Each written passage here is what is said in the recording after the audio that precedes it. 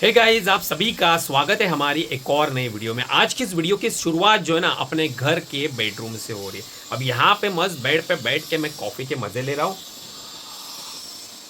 और भाई यहाँ पे धंधा गिन रहा हूँ। मतलब ना आज मैं थोड़ा लेट शॉप पे जा रहा हूँ। स्टाफ है, सारी चीज़ें वहाँ पे प्रॉपर तरीके से चल रही है। लेबल जो है ना आज के डिस्पैचिंग वाले सारे प्रिंट कर दिए। ऑर्डर पैकिंग का भी काम चल रहा है वहाँ पे। और यहाँ पे जस्ट मैं देख रहा हूँ भाई कितना धंधा हो रहा है, कितने ऑर्डर्स आ रहे हैं, कितने डिस्पैच, स्टाफ प्रॉपर पैकिंग कर रहे हैं नहीं कर रहे, कितने ऑर्डर जो पेंडिंग में जिसे ब्रीच लगने वाला है उन्होंने एक्सेप्ट करे या नहीं करे, मैं दिखा देता हूँ। साथ में और दो चार चीज़ें सोचा भाई दिल खोल के आपसे आज बात करूँगा इस वीडियो में। देख लो भाई साहब, मैंने मेरे लैपटॉप में अपना पैनल ओपन करके रखा है। यहाँ पे ऑर्डर वाले सेक्शन में देखो, होल्ड में 3 ऑर्डर से पेंडिंग में आज सुबह से देखो अभी तक दोपहर पूरी तरह से हुई भी नहीं। लगभग ना बात करूँ तो 1 बजने को आया है और देखो 73 ऑर्डर्स आ चुके हैं। और जो डिस्पैचिंग वाला काउंट है वो है 240 ऑर्डर हम आज की तारीख में डिस्पैच करने वाले हैं। अब ये जो ऑर्डर है ना ये हमारे सिंगल पैनल के, इसके अलावा फ्लिपकार्ट में भी कुछ ऑर्डर्स आए रहेंगे। हमारा होम एंड किचन है, वहाँ पे भी थोड़े बहुत ऑर्डर्स आए रहेंगे क्योंकि अभी तक हमने वहाँ पे ज़्यादा लिस्टिंग करी नहीं। 3-4 लिस्टिंग है हमारे। आपको पता है कि 2 प्रोडक्ट्स है, अभी तीसरा प्रोडक्ट भी आने वाला है, उसकी भी लिस्टिंग करेंगे, तब जाके थोड़ी बहुत ग्रोथ हमें देखने को मिलेगी। लेकिन आपको सबसे बेस्ट पार्ट बताऊँ ना तो भाई ये बिजनेस है ना, मुझे मतलब आई लव इट यार। मतलब ई कॉमर्स ना मुझे भाई बहुत पसंद है। देखो इससे पहले मैंने पास्ट में ना ऑफलाइन के बिजनेस भी रन करे, हालांकि अभी भी ऑफलाइन है, लेकिन मुझे जितना मज़ा ई कॉमर्स करने में आता है ना उतना मज़ा मुझे ना ऑफलाइन में नहीं आता। क्योंकि यहाँ पे आपको फ्रीडम मिलता है भाई साहब। आप सोते हुए धंधा बना सकते हो, आप घूमते हुए पैसा बना सकते हो, आप किधर चिलिंग कर रहे हो मस्त भाई दुबई के बीच पे बैठ रहे हो, यहाँ पे आपका धंधा बनेगा, आपका पैसा जो है ना आपके अकाउंट में आएगा। वैसे रिटेल में ऑफलाइन में होता नहीं है, आपको ध्यान रखना पड़ता है भाई कस्टमर क्यों जा रहा है क्यों नहीं, प्रॉपर तरह से स्टाफ कैलकुलेशन कर रहा है ना, पैसा तो सही ले रहा है ना, सारी चीज़ें होती है। तो वहाँ पे आपको इंसान जो मैन पावर है ना वो भी अच्छी रखनी पड़ती है। लेकिन ई कॉमर्स में नहीं, बस आपको यहाँ पे बैठ के मस्त घर पे भी आप रहोगे ना, वर्क करना है, आपके ऑर्डर्स बढ़ाने हैं, उसके ऊपर आपको स्ट्रैटेजी लगानी है। बाकी पैकेट में ना पैकिंग का काम भाई होता ही रहेगा। पार्सल आए, ऑर्डर्स आएंगे, पार्सल जाएंगे, ऑर्डर्स आएंगे, पार्सल जाएंगे, और पैसा जो है वह आपके अकाउंट में क्रेडिट होता रहेगा। इसके लिए मुझे ये बेस्ट बिजनेस लगता है। और साथ में ना ये ना कुछ तरह ना पैसिव इनकम भी हो जाता है। अब ऑफलाइन से अगर कंपेयर करें या फिर आप जॉब से भी कंपेयर करो ना तो ये सारी चीज़ें ना अदर इनकम, ये होता है भाई आपका एक्टिव इनकम। मतलब जब तक आप खुद काम करोगे ना तब तक पैसा आएगा। जिस दिन आपने खुद काम करना बंद कर दिया आपका पैसा आना भी स्टॉप हो जाएगा। लेकिन ई कॉमर्स में नहीं है। अगर आपने खुद का ब्रांड बना लिया, अगर आपने ना 2-4 साल लगा के अच्छे से मेहनत कर ली, पूरा बिजनेस पूरी तरह से सेटअप कर लिया ना, तो भैया आपका पैसिव इनकम हर महीने आपके अकाउंट में आता जाएगा। ऑर्डर्स कम नहीं होंगे बल्कि बढ़ते रहेंगे क्योंकि आपने ब्रांड बनाया, आपकी प्रोडक्ट की डिमांड ऑल ओवर इंडिया है। आप चाहे तो नेक्स्ट लेवल पे भी लेके जा सकते हो, ऑल ओवर वर्ल्ड भेज सकते हो, इंटरनेशनल कर सकते हो। अमेजोन के साथ, इट्सी के साथ जाके आप इंटरनेशनल भी कर सकते हो। मतलब अपॉर्चुनिटी है ना बहुत है, कोई बैरिगेट नहीं है कि भैया लिमिटेड ही कस्टमर। भाई कुछ भी पैंडेमिक भी आया ना तो भी ऑनलाइन ना कैसे भी करके सर्वाइव कर सकता है और ग्रो कर सकता है। ये चीज़ें होती है, इसीलिए मुझे भाई ये पसंद है। तो चलो अभी मैं फटाफट कॉफ़ी फिनिश कर लेता हूँ, फिर यहाँ से हम सीधा चलेंगे अपने वेयर हाउस पे और वहाँ पे देखेंगे कि भाई सब क्या स्टाफ किस तरह से पैकिंग कर रहा है, क्या हाल चाल है, सब चीज़ें। रिटर्न की भी आज बात करूँगा कि हमारे रिटर्न कितने आ रहे, जिससे आपको पता चलेगा कि हम प्रॉफिट में है लॉस में। आप बोलते हो ना कमेंट में भैया आप रिटर्न नहीं दिखाते, तो आज दिखा दूंगा भाई, आपको रिटर्न भी दिखा दूंगा।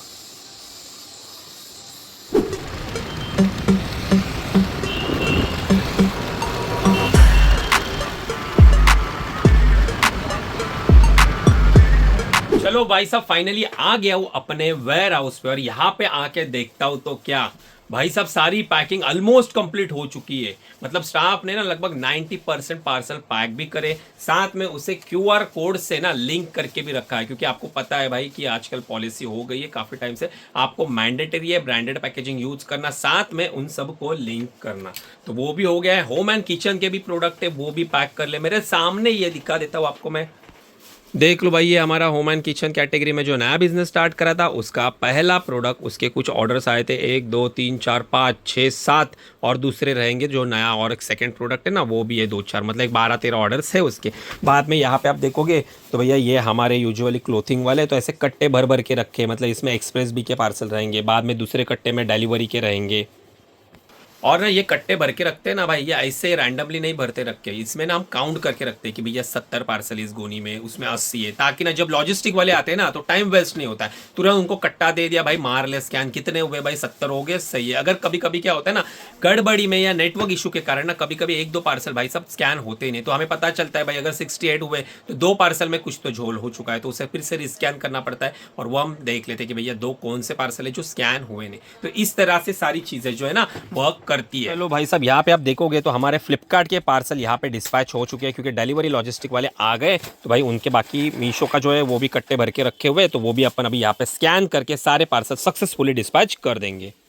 तो भाई साहब फाइनली हमने डिलीवरी लॉजिस्टिक के सारे पार्सल सक्सेसफुली डिस्पैच कर लिया। अब जो बचा हुआ लॉट है वो एक्सप्रेस बी का है, तो वो जैसे आ जाएंगे वो भी हम हैंड ओवर कर देंगे। साथ में ना एक चीज जो है वो इंपॉर्टेंट है, वो मैं आपको बताया, तो आप ई कॉमर्स करते हो ना, तो आपको जो भी ऑर्डर्स आते हैं ना उसमें से ना कुछ कुछ ऑर्डर, मतलब देखो ना 100 में से ना 2% ऑर्डर जो रहते हैं ना वो ना मल्टी क्वांटिटी रहती है या फेक रहते हैं। जैसे मेरे हाथ में आप ये जो 2 शिपिंग लेबल निकाल देख रहे हो ना, इसमें भाई कस्टमर ने फेक ऑर्डर प्लेस करिए। वो कैसे पता चला? क्योंकि एक तो है ना ऑर्डर है सीओडी, ऊपर से इनकम्प्लीट एड्रेस है, ऊपर से मल्टीपल क्वांटिटी है, मतलब ये अगर टी शर्ट मैंने लिस्ट करा है तो ये टी शर्ट की ना 4-5 क्वांटिटी का ऑर्डर डाल देंगे।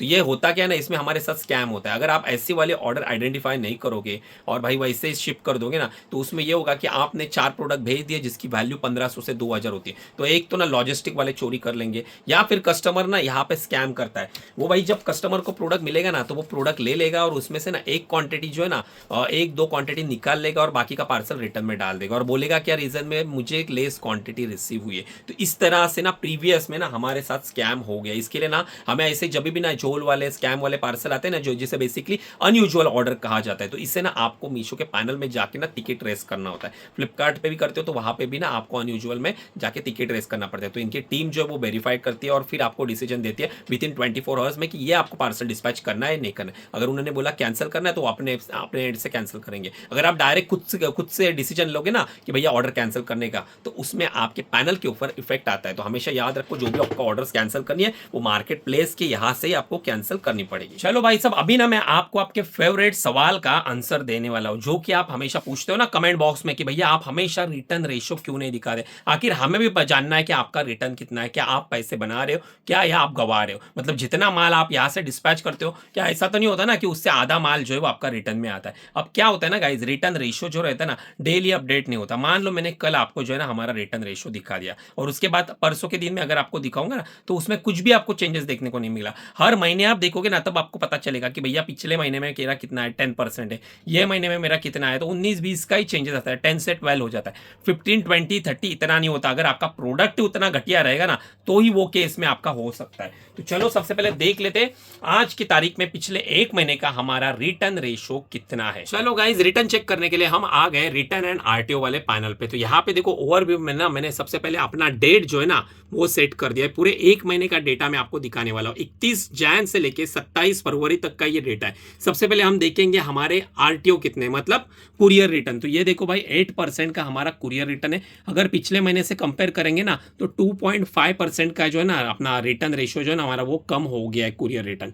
अब मैं आपको बताऊंगा भैया कस्टमर रिटर्न क्या है, लेकिन जिनको पता नहीं है ना कुरियर रिटर्न, तो भाई उनको ना मैं शॉर्ट में एक्सप्लेन कर देता हूं। देखो कुरियर रिटर्न वो पार्सल होते हैं ना जो ट्रांजिट में कैंसिल हो जाते हैं, या लॉजिस्टिक वालों को आपका जो कस्टमर है उसका एड्रेस मिलता नहीं, या कभी फेक अटेम्प्ट भी होते हैं, मतलब जो पार्सल कस्टमर तक कभी पहुंचते ही नहीं, बीच रास्ते में आपको रिटर्न आते हैं। तो एज इट इज जिस पार्सल में जिस पन्नी में आपने प्रोडक्ट को भेजा था सेम पन्नी में आपको रिटर्न आते। तो इसके ऊपर है ना आपका 1 रुपया भी मार्केट प्लेस काटती नहीं। यूजुअली इसके पैसे होते हैं अगर आप खुद से बेचोगे ना, खुद की वेबसाइट बनाओगे, किसी एग्रीगेटर के साथ काम करके टाइप करके फिर पार्सल बेचोगे ना, तो इसके भी उतने ही चार्जेस लगते हैं। जितने फॉरवर्ड शिपिंग रहते हैं ना उतने रिवर्स शिपिंग के भी चार्जेस लगते हैं। लेकिन मार्केट प्लेस पे आप काम करते हो तो ये एक रिलीफ आपको मिल जाती है कि आपको आरटीओ के एक्सपेंसेस जो है ना वो बेयर करने पड़ते नहीं। अगर यहाँ पे होते ना तो भैया हमारा यहाँ पे अच्छा खासा नुकसान हो जाता, लेकिन चार्जेस नहीं है। इसकी वजह से 8% का होने के कारण फिर भी हमें 0 रुपीज पे करने पड़े। अब पैसे कहां से कट जाते हैं, लॉस कहां पे होता है, तो वो होता है कस्टमर रिटर्न में। तो चलो देख लेते भैया हमारा पिछले एक महीने का कस्टमर रिटर्न रेशियो